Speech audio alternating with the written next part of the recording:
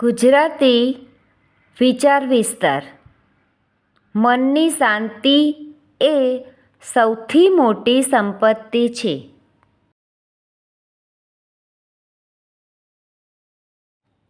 મનની શાંતિ એ સૌથી મોટી સંપત્તિ છે. મનુષ્ય જીવનમાં ઘણા ધંધા રૂપિયાના પીઠા પાછળ દોડે છે. પૈસા, વૈભવ, પ્રસિદ્ધિ વગેરે મેળવવા માટે ભારે મહેનત કરે છે. પરંતુ તેના બધા સાધનો છતાં પણ ઘણીવાર માણસને આંતરિક આનંદ કે મનની શાંતિ મળતી નથી. કારણ એ છે કે સાચી શાંતિ કોઈ બહારની વસ્તુમાં નથી, પરંતુ પોતાના મનની અંદર છે.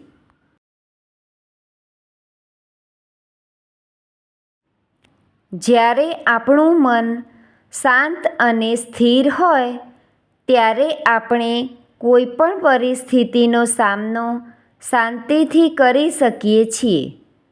જો મન ઉથલ-પાથલ અને અસ્વસ્થ હોય તો એ વ્યક્તિ પાસે કોટી ઘણી સંપત્તિ હોવા છતાં તે ખુશ રહી શકતી નથી.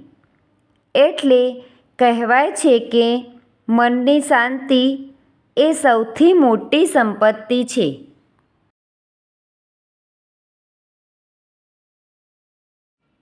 મનની શાંતિ મેળવવા માટે આપણે સારા વિચારો, સારા કર્મો અને સારા લોકોની સંગત રાખવી જોઈએ.